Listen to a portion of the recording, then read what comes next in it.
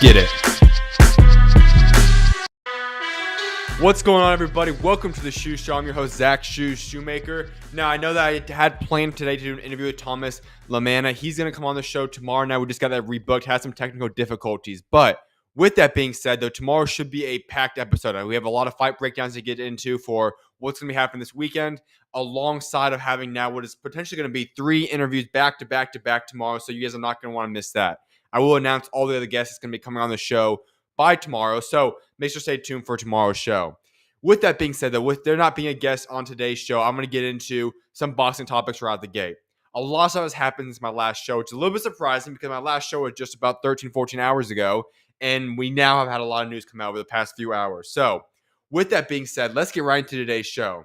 The very first thing has been something a little bit shocking, and his name is Teofimo Lopez, and we all know who he is. However, he went live last night, and he went on a rant, to say the least, in regards to what happened with Canelo Alvarez. Remember, there was news that broke about 2 or 3 months ago, right before this training camp started, saying that Teofimo Lopez was going to be joining the Canelo Alvarez fight camp team, and they were going to be joining forces now going forward. However, that appears to now be out the window. You can make your guess as to why. I think it's a pretty good idea as to why that was the case, but Teofimo Lopez is now out of the Canelo Alvarez camp, which is big news. The only thing that's a little bit shocking now is that he made another point there. And I know he's made hints at it over the past, give or take, past few weeks, but Teofimo Lopez said 2 things. First and foremost, now he wants Terrence Bud Crawford to go and defeat Canelo Alvarez so that he can go step in the ring with Bud Crawford. There's a lot to unpack right there.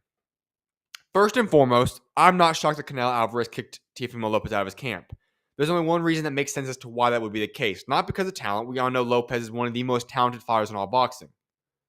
I made points to this last week when I went on Teofimo Lopez discussing his unnecessary racial tactics and how he's trying to make his name a villain role by being a racial slur type of guy. And I said this, him being boycotted and taken out of boxing is not going to happen. That's not how the sport works. But what will happen is there's going to be ramifications that occur because of what he continues to do outside of the ring. And I believe that this is probably one of those things that's going to happen now. Canelo Alvarez is the man that protects his image. He's a man that is a stand-up guy overall. And the fact that Teofimo Lopez is out there running racial slurs time and time again, making racial moves, is not going to be something that Canelo Alvarez and Robert Garcia in that group is going to be any part of wanting to be associated with. Eddie Reynoso, none of those guys. Therefore, things like what just occurred by Teofimo Lopez getting kicked out of his camp is not surprising whatsoever. That being said, the second part to that is who Teofimo Lopez decided to go and call out. Terrence Bud Crawford. Is this the most shocking thing in the world based upon the fact that Teo and him and Bud Crawford have been going back and forth over the past few months? No, it's not shocking. It just is shocking by the fact that Teofimo Lopez would even consider the idea of wanting to fight Bud Crawford. Now, his reasoning, albeit very wild, was that if Bud Crawford can beat Canelo, then so could Teofimo Lopez. Listen, there are 2 parts to that. Neither one of those are true. First and foremost, Teofimo Lopez would stand 0 chance against Canelo Alvarez, and at the very same time, he would stand absolutely no way in heck a single chance against the likes of Bud Crawford.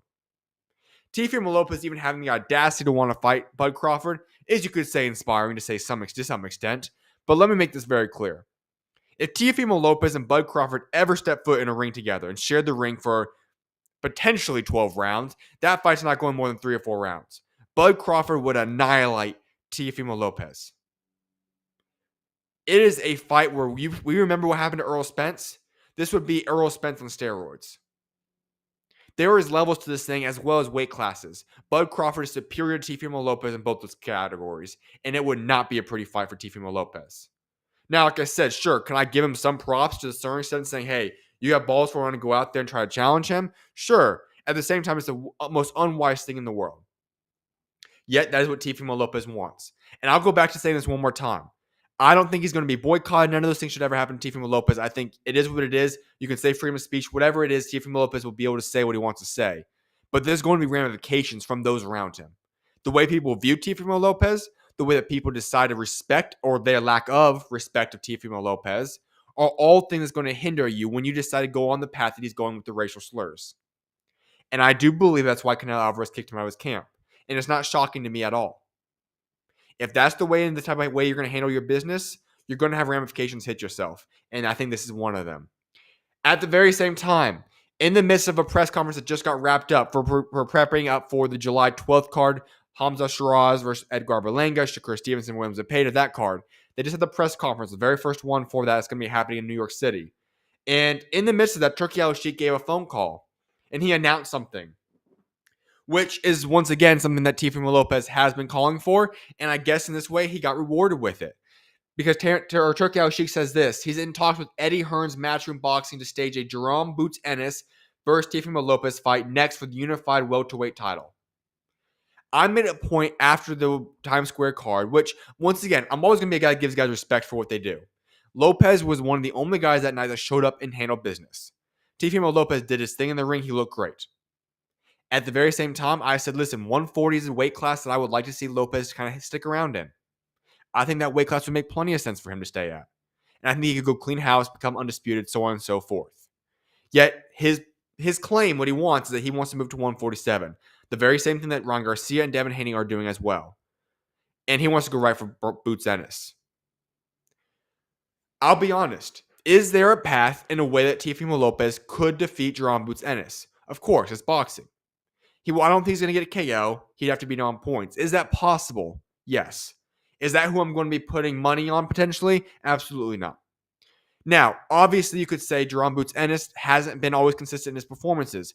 Now that's Teofimo Lopez. But what I do recognize in both guys is that when the lights are bright, when the stage is set, that Boots Ennis and Teofimo Lopez are two guys that do rise to the occasion and typically go up against the guys that are fighting at a high level. That's the way both guys tend to roll. Therefore, both guys will probably be at the peak self. And if that is the case, Boots Ennis will defeat Teofimo Lopez. Now, it's a little bit different because I believe that if we were talking about the Bud Crawford fight a few moments ago, then in that situation, Bud Crawford's a more skilled, more powerful, and a better overall fighter, as well as the massive weight advantage. In this fight, I would say that skill-wise, Teofimo Lopez is better than Jerome Boots Ennis. But the all-around aspects of boxing, I would take Jerome Boots Ennis, plus Boots Ennis still does have the weight advantage in that fight. So therefore, I will favor Jerome Boots Ennis. Now, as I said, though, I am a little bit surprised that this fight is going to get made. Because at the end of the day, this is the only sport in boxing where I said, listen, guys are not going to get boycotted for what they say. But the fact that he did talk himself into potentially a Jerome Boots Ennis fight is a little bit shocking. Especially considering the fact that when you look at 147, Boots Ennis has talked about wanting to become undisputed. That's not on the route to becoming undisputed. That's on the route for having a big fight at 147, which is interesting. We also were rooming Ryan Garcia, which is now obviously off the table. You could have Conor Benn, Devin Haney, those guys. All of them apparently going to be off the table. Teofimo Lopez jumps the gun, and now we'll probably get Jerome Boots Ennis in August in Riyadh season, Saudi Arabia. That would be a cool, interesting fight to have happen. And it would be interesting, like I said, if Teofimo Lopez beats Jerome Boots Ennis, he's obviously going to be a top 10 pound per pound on everybody's list. And honestly, the winner of that fight would be solidified in the top 10 pound per pound list. It'll be interesting to see what happens there, though. Next up, Jake Paul had his first press conference for this Julio Cesar Chavez Jr. fight. He has upcoming now in a couple of months. And in the midst of that press conference, he pointed this out, saying that about an expedition fight with Tank Davis is being tabbed for November, which does make sense. Obviously, we have no other news I'm going to say in a moment, but the rematch between Tank Davis and Lamont Roach is expected to happen in August. So that date line works out perfectly. It makes sense. But Jake Paul versus Gervonta Tank Davis is supposed to happen in November as an exhibition fight. What are my thoughts on that? Let me make this very, very clear right now. I'm disappointed. For Jake Paul, it is what it is. Nothing out of this. Nothing shocking about that move. That's his decision. That's a whole other discussion for another time. I'm disappointed in Tank Davis for taking that fight. And I get it. I'm always a guy that says, listen, these guys are getting into the business for money. But here's the deal. Regardless of the fight that Tank Davis is a part of, he's going to make money. And when we talk about legacy, Tank Davis is still in his physical prime. Not for a lot longer, but he's still in his physical prime. You're telling me that after a draw to Lamont Roach, you now have a rematch likely booked, which I'll discuss in a moment. You're going to have your eyes set on Jake Paul in an exhibition fight at your age when already your legacy is in doubt? Listen, we don't know if Tank Davis is even solidified in the Hall of Fame yet. That is a very debatable question right there. One that I think is heavily, heavily debated. I don't see a path to Tank Davis really making the Hall of Fame at this point in time unless he steps up his opposition and gets big wins on his resume. That's the fact of the matter. And you're already talking about exhibition fights. Listen, I've said this before. If your main goal is just to simply make money and you don't care about legacy, you don't care about that, fine. But then you can't go back and forth getting mad at folks that want to go out there and say, listen, Tank Davis, you are not a guy that people consider in that Hall of Fame set category. You're not a guy that people consider a top 5, maybe even top 10 pound for pound type of guy. If you're okay embracing this where you're going to fight subpar opponents, then that's fine. You do you. Go make your money, make your bread. But you can't go at the other side of the mouth and say, listen, at the same time, I'm still that top guy. You become the top guy by being the top guys. And let's make it very, very clear. Jake Paul in an exhibition fight at your age does not solidify you as a top guy. Shakur Stevenson makes you a top guy. Keyshawn Davis makes you a top guy. Those are the guys to be looking for. Not this. Not this at all. So very, very disappointing news to hear that. But at the same time, what was expected for July rematch against Lamont Roach has now been postponed, and we should have this. The TGB Promotions and Premier Boxing Champions have put on hold on the T-Mobile Arena for August 16th. Tank Davis, Lamont Roach is being tabbed for that date. I'm glad they get the rematch made. Still pretty close. Obviously, from March to August, not too long of a gap. And I'm excited to see how that fight turns out. Listen, Tank Davis should make the opportunity to switch himself around here. Lamont Roach is an exceptional fighter. But if we're talking pound for pound, we're talking about fighting, we're talking about potential, and we talk about skill level as well as power, all the aspects about boxing, Tank Davis is superior to Lamont Roach in those areas. What I think happened is that Tank Davis was not focused and locked in as much as he should have been, and Lamont Roach is still a darn good fighter who has the chance of upsetting guys like he did, and Tank Davis didn't take him seriously, and we saw the results that come from that. I think if the proper adjustments are made, Tank Davis should be able to go out there and get an easy win. Not easy win, but he should get the win. No doubt about that. If he's locked in and focused, the best version of Tank Davis should beat Lamont Roach any day of the week. That's my personal thoughts on that. So that should be a good rematch. But if his mindset is already set on saying, I'm going to go fight Jake Paul in an exhibition fight, at the same time, I don't know if his mindset's all the way in.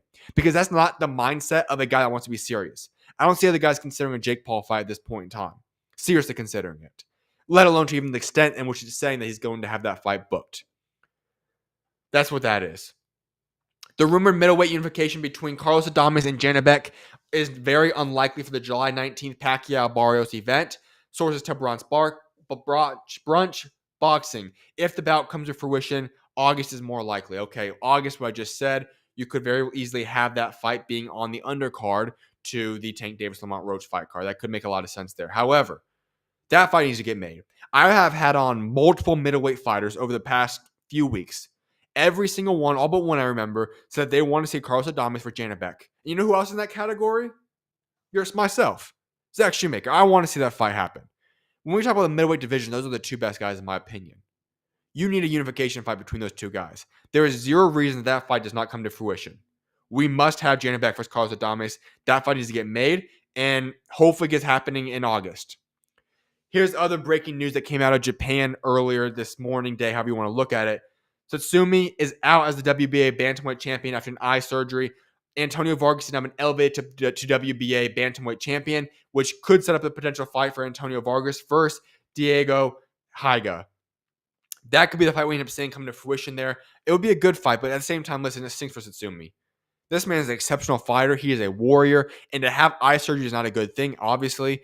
And so hopefully he's able to make a full recovery, and he's now champion in recess. So obviously he'll have the opportunity to go fight for his belt again when he gets healthy, but he was not able to fight right now. Therefore, he had to go become champion in recess. Unfortunate news that came out of there. Hopefully everything gets solved, that he gets a full recovery, because he is one heck of a fighter, an incredible guy. Hopefully we get that fight and he can come back. But for the time being, we now have a new champion. The WBA bantamweight champion has now been elevated in Antonio Vargas. Other news coming out of Japan, Naoya Inoue told The Ring that a potential fight with fellow Ring Magazine champion Jesse Bam Rodriguez is not out of the question. All right. I have said this before. I love the way Inoue moves. We already know his next 3 fights. MJ, Nick Ball, Junji Nakatani, as long as all goes as according to plan. He's now saying Bam Rodriguez is potentially on that list later on. And I've said this before. I guess some people think Bam Rodriguez would beat Naoya Inoue. I don't believe that's going to be the case, but we will see. That would require Bam Rodriguez to jump from 115 to 118, 118, 122. That's the only way that fight happens. 2 weight classes going to have to jump from. Would that be a all-at-one jump, Or would it be a up to 122 for a couple of fights, then one, or well, up to 118, then 122? I don't know that situation. But I've always said this. The best fight to make is Bam Rodriguez versus Junta Nakatani. The biggest fight to make is Junta Nakatani versus Inoue. None of those involve Bam and Inoue. Not saying I don't want to see that fight. That fight would still be big. But Inoue versus Junta is a mega fight because of it being able to be a domestic fight in Japan at the Tokyo Dome. As for the best fight, Bam and Inoue and Junta make the most sense there. But if Inoue would like Bam and Bam wants Inoue, that certainly is a fight that I'm not against. We're talking about 2 pound for pound guys. In my opinion, they're going to have number 1 versus number 6 fighting in that fight. That's a heck of a fight to make. And so would we see that fight come to fruition? I'm not sure. I don't think we're going to see that fight come for at least another year. However, I would I would pick Inoue to defeat Bam Rodriguez in that fight. I see a path to victory for Bam, but at the end of the day, I think Inoue defeats Bam Rodriguez. Another breaking news came out today. Jack Catterall versus Harlem Eubank is now being finalized for a welterweight clash on July 5th at the AO Arena in Manchester. That fight would be solid. I heard rumors of this being the fight to make. I think it makes perfect sense. I still like Jack Catterall. I think he's a good fighter. Obviously, becoming that world champion, he got put on a little bit of a pause because of his defeat, and he could have that chance against Teofimo Lopez if he had won that fight. But he's going to have to rebuild himself up a little bit. Harlem Eubank is a perfect opposition for him. Other things came out now. The ring has learned. The BBFC, a little bit of highlights there. Number 1, Frank Warren's Queensberry Promotions has won the purse bids for the British heavyweight title rematch between David Adelaide and Jamie TKV. That means it's going to be a Queensberry event as opposed to Ben Shalom and Boxer. A-okay with that. We know this fight's going to be a lot bigger now. But here's the funny story about boxing. And I say this time and time again. Controversy is a promoter's biggest dream. This fight was not good when it was going down. It was not a pretty fight. But then all of a sudden, the illegal hit from David Adelaide happens. TKV gets knocked down. We know the whole drama that ensures from that. And listen, at the end of the day, this fight was not very good. But because of the controversy that happened, this fight is going to be a lot bigger than it was before. It means those 2 guys, David Adelaide and TKV, will get a lot more money as well.